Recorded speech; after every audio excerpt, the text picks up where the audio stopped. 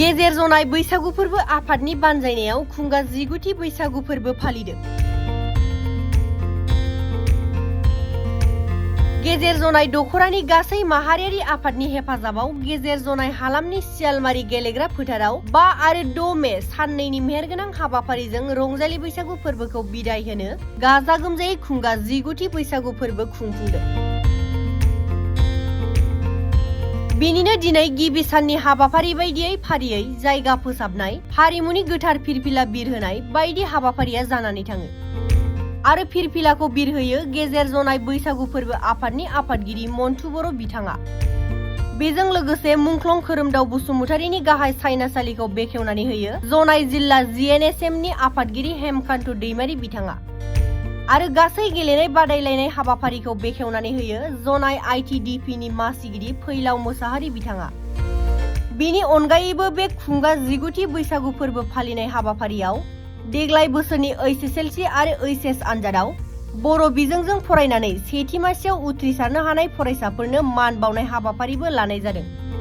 गासै social media नायगिरि बिथांमोननिसिम गेजेर जनाय बैसागु फोरबो आफादनि जानानै गासैनिसिम साबायखर बावहरबाय।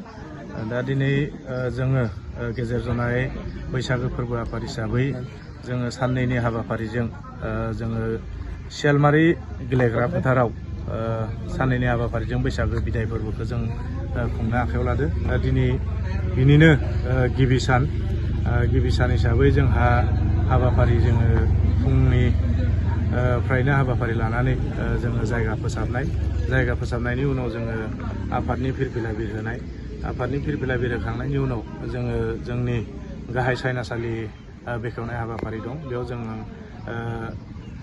गोसोखां मा नाममोनलाय जोङो मुंख्लं खोरोमदाव जायखौ केनेडि होननानै जों मिथियो बसुमतारी, बिथांनि मुङाव जोङो बे सायनासालिखौ लादों। दा बेयाव बेखेवगिरि हिसाबै जोङो जोंनि गामिनिनो जोंनि ओनसोलनिनो मुस्रि हेमकान्त दैमारी आफादगिरि जनाय जिल्ला जिएनएसएमनि दा बिथांखौ जों बेखेवगिरि हिसाबै लाबोदों।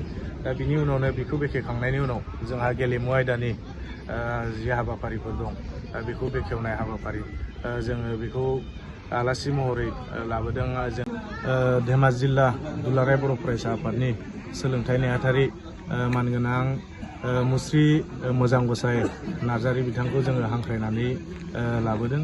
दा बिनि उनावनो जोंहा सेथि सान बैसागो बादायलायनाय, मोसानाय बादायलायनाय, मेथाइ खननाय बादायलायनाय, सिफुं सुनाय, खाम दामनाय दा बेफोरबो हाबाफारिखौ लादों।